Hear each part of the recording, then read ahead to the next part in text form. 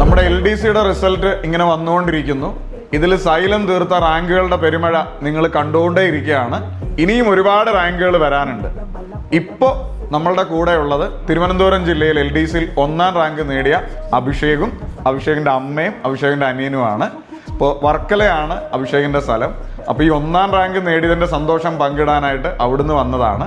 അപ്പോൾ നമുക്ക് ആദ്യം ഒരു കേക്ക് മുറിച്ച് നമുക്ക് ഈ സന്തോഷം ഒന്ന് പങ്കിടാം.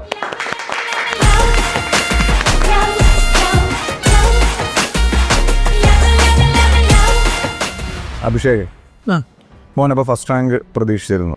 ഫസ്റ്റ് റാങ്ക് പ്രതീക്ഷിച്ചിരുന്നില്ല. നല്ല റാങ്ക് കിട്ടുമെന്ന് അറിയായിരുന്നു, പക്ഷെ ഫസ്റ്റ് റാങ്ക് പ്രതീക്ഷിച്ചില്ല. മോന് ഇപ്പോൾ 25 വയസ്സാവുന്നു. മോന് എത്ര കൊല്ലമായിട്ട് PSC പഠിക്കുന്നു? ഇതിപ്പോൾ 3ാമത്തെ വർഷം. PSCയിലേക്ക് വരാൻ കാരണം ആരാ? സ്വന്തമായിട്ട് തോന്നിയതാണോ അതോ അച്ഛനും അമ്മയും പറഞ്ഞിട്ടാണോ ഇതിലേക്ക് വരുന്നത്? ആദ്യമേ ഡിഗ്രി കഴിഞ്ഞിട്ട് വേറെ ഏതെങ്കിലും കോഴ്സ് ചെയ്താലേ ജോലി കിട്ടുള്ളൂ എന്നുള്ള ഇതായപ്പോഴത്തേക്ക് വെറുതെ ഒന്ന് PSC നോക്കാമെന്ന് പറഞ്ഞ് ജോയിൻ ചെയ്തതാണ്.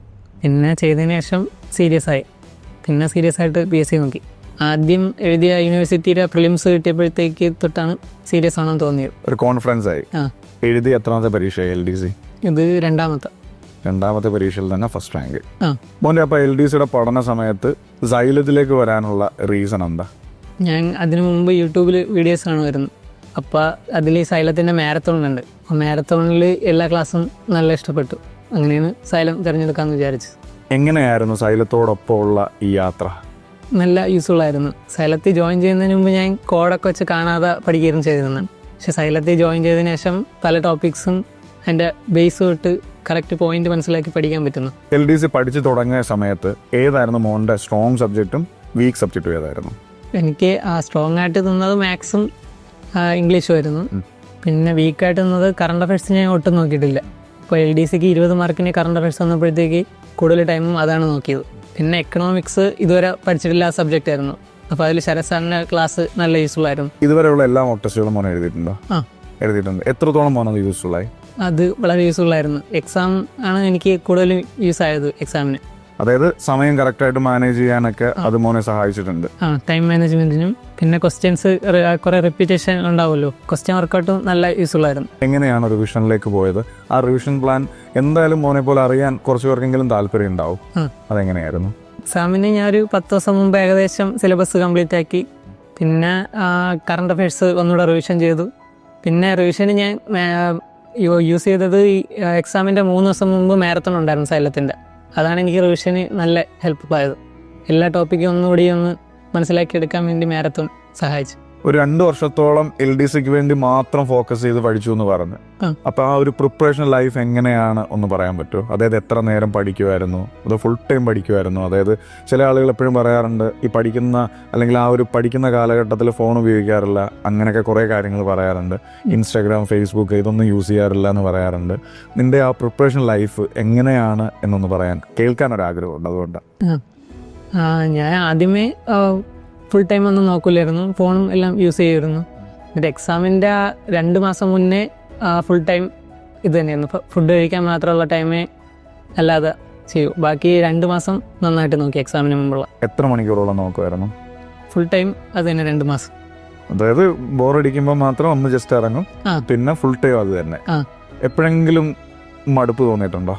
ഈ LDC പഠിച്ച് തുടങ്ങിയ സമയത്ത് അങ്ങോട്ട് തോന്നിയിട്ടുണ്ട്. പിന്നെ എക്സാം അടുത്ത് വന്ന സമയത്ത് പിന്നെ തോന്നിയിട്ടില്ല. പിന്നെ ഫുൾ ടൈം അത് ഫോക്കസ് ചെയ്ത് ക്രാക്ക് ചെയ്യണമെന്നുള്ളൊരു വാശിയിൽ പഠിച്ചു. അഭിഷേകിന്റെ വീട്ടിലപ്പോൾ ആരൊക്കെയുണ്ട്? അച്ഛൻ, അമ്മ, അമ്മുമ്മ, അനിയൻ. അവരെത്രത്തോളം മോന് സപ്പോർട്ടായിരുന്നു? വീട്ടിലെല്ലാവരും നല്ല സപ്പോർട്ടായിരുന്നു. അനിയനൊക്കെ നല്ല സപ്പോർട്ടായിരുന്നു. എപ്പോഴെങ്കിലും ഇത് കിട്ടും എന്നുള്ള നല്ല കോൺഫിഡൻസ് അച്ഛനും അമ്മയ്ക്കും നന്നായിട്ടുണ്ടായിരുന്നു. മോൻ ഇന്നലെ ഫസ്റ്റ് റാങ്ക് കിട്ടിയ ആ മൊമെന്റ് ഉണ്ടല്ലോ, അതായത് റാങ്ക് ലിസ്റ്റ് വന്നു, ഫസ്റ്റ് ലിസ്റ്റിൽ നോക്കുമ്പോൾ ഫസ്റ്റ് അല്ലെങ്കിൽ 1ാം റാങ്ക് അഭിഷേക് എന്ന് കണ്ട ആ മൊമെന്റിൽ മോൻ എന്തോ തോന്നി? ആദ്യം കുറച്ചു നേരം സ്റ്റക്കായി പോയായിരുന്നു. പിന്നെ എല്ലായിടത്തും പറഞ്ഞ് പിന്നെ അത് ഞാനാണെന്ന് ഉറപ്പിക്കാൻ വേണ്ടി ഞാൻ പ്രൊഫൈലിലും കയറി നോക്കിയായിരുന്നു. പിന്നെ ഉറപ്പായി. അപ്പോൾ തന്നെ സൈലത്തിൽ നിന്ന് വിളിച്ചായിരുന്നു. അച്ഛനമ്മയ്ക്ക് എന്താ ഓർമ്മ? അച്ഛനമ്മയ്ക്കൊക്കെ ഭയങ്കര സന്തോഷമായി. അമ്മ കരയൊക്കെ ചെയ്തു. മോനെ, ഇനി PSCയിലേക്ക് കടന്നു വരാൻ ആഗ്രഹിക്കുന്ന ഒരുപാട് ആളുകളുണ്ട്. പിന്നെ ഇപ്പൊ പഠിച്ചുകൊണ്ടിരിക്കുന്ന ആളുകളുമുണ്ട്. ഇനിയുള്ള റാങ്ക് ലിസ്റ്റിലൊക്കെ വരുമെന്ന് ഉറപ്പിച്ച് വിശ്വസിച്ചിരിക്കുന്ന ആളുകളുമുണ്ട്. അവരോടൊക്കെ മോൻ എന്താ പറയാനുള്ളത്? മോൻ്റെ അനുഭവത്തിൽ നിന്ന് മോൻ എന്ത് തോന്നുന്നു? നമ്മൾ ഇതിൽ തന്നെ വിശ്വാസം ഉറപ്പിച്ച് നിൽക്കുകയാണെങ്കിൽ നമുക്ക് ഒരു ദിവസം കിട്ടും. പിന്നെ ക്വസ്റ്റ്യൻ വർക്കൗട്ടും റിവിഷനും ഉണ്ടെങ്കിൽ നമുക്ക് കറക്റ്റ് എല്ലാ സിലബസും കവർ ചെയ്യാൻ പറ്റും. സിലബസ് കവർ ചെയ്താൽ പിന്നെ പേടിക്കണ്ടല്ലോ.